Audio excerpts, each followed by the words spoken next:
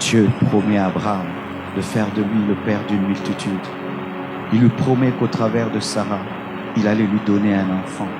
Les années passent et l'enfant ne vient pas. Sarah pousse Abraham vers Agar et ils ont un enfant, Ismaël, qui n'était pas le fils de la promesse. Et Dieu vient corriger cela. Il passe par Sarah afin de demander à Abraham de chasser Ismaël. Ismaël est le symbole de la volonté permissive, de quelque chose que tu as fait parce que tu étais impatient, d'une relation dans laquelle tu es parce que tu as forcé dans la chair, d'une chose que tu trimbales dans ta vie mais tu sais que ce n'est pas le plan parfait de Dieu. Et Dieu t'a toujours dit d'ôter cette chose de ta vie. Et certains, ils attendent le soir pour enlever Ismaël de leur vie, alors que c'est le matin. Il y a quelque chose dans ta vie qui n'est pas la volonté de Dieu. C'est Ismaël.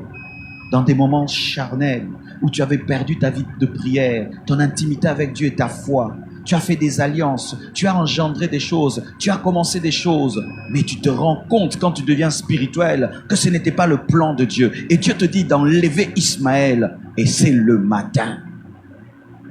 Ismaël peut être même un ministère que tu as commencé, mais ce n'était pas le plan de Dieu. Ismaël, ça peut être un fiancé avec lequel tu es, mais ce n'est pas le plan de Dieu. Ismaël, ça peut être une affaire dans laquelle tu es, mais ce n'est pas le plan de Dieu. Ismaël, ça peut même être une maison dans laquelle tu habites, mais ce n'est pas la volonté parfaite de Dieu. Ismaël est un enfant, mais il n'est pas la promesse. Quand tu as Ismaël dans ta vie, plus tôt tu te débarrasses de lui, plus tôt Isaac grandira. Car la présence d'Ismaël met mal à l'aise Isaac. Qui est Ismaël dans ta vie? Un amoureux de Dieu ne tarde pas d'enlever Ismaël. Tôt le matin, il enlève Ismaël. Quand tu te rends compte dans ta vie que ce que tu pensais être le plan parfait de Dieu n'est pas le plan parfait de Dieu, tu peux dire à un fiancé, je pensais que tu étais l'homme de ma vie. Mais Dieu m'a dit que moi, je serai une grande servante de Dieu. Je ne peux pas épouser un païen.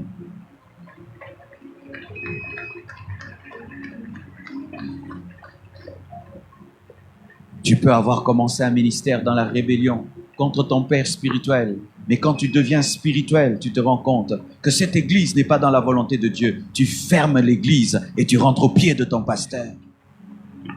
Et tu dois le faire à temps. Tu dois le faire très tôt.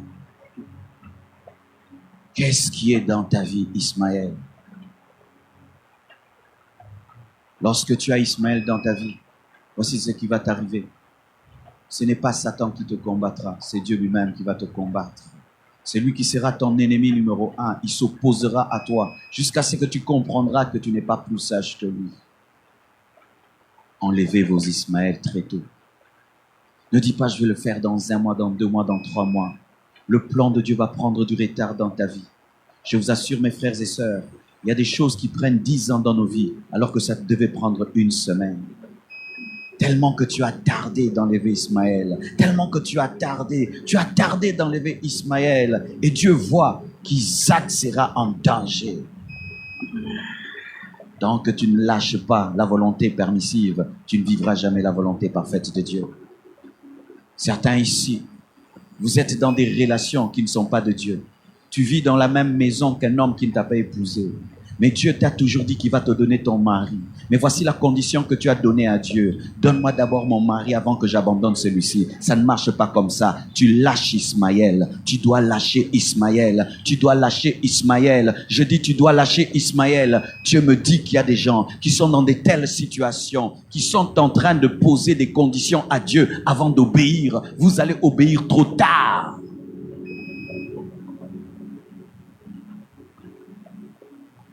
Le Seigneur te dit que les affaires que tu fais, ce sont des mauvaises affaires. Tu es en train de gagner ta vie, mais dans le vol. Tu gagnes ta vie dans la magouille. Et il te dit d'arrêter ce travail. Mais tu poses cette condition. Seigneur, tu me donnes d'abord un bon travail et alors j'abandonnerai le mauvais. Non, tu abandonnes le mauvais d'abord et le plan de Dieu s'accomplira.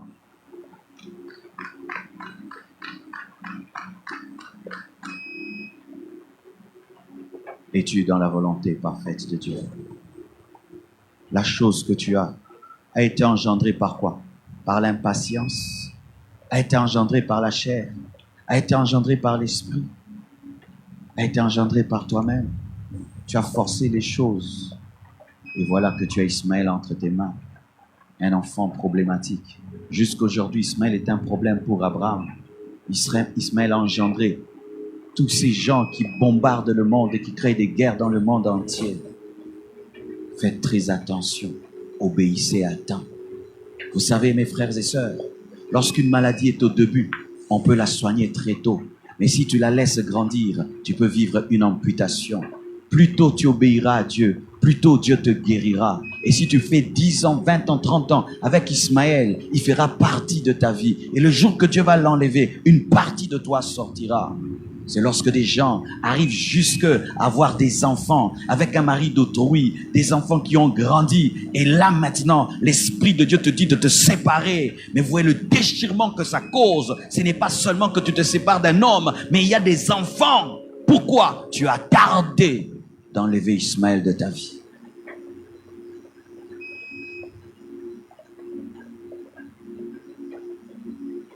Écoutez, c'est bien. Dire qu'on a bien prêché dans la convention, c'est bien.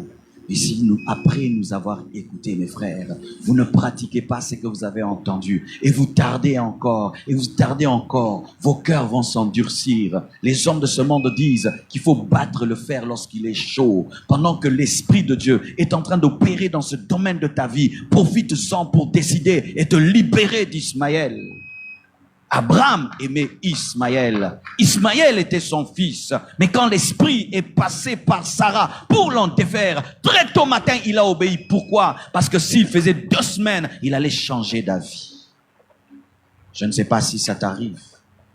Des fois, pour faire une chose, il faut vite la faire. Car si tu tardes, le diable va te parler et tu vas trouver des arguments pour rester dans un mal pendant 2 semaines. Et puis 2 semaines, ça fait 1 mois, 1 année, 2 ans, 3 ans. Et tu te retrouves à ta mort. Tu n'as jamais abandonné Ismaël.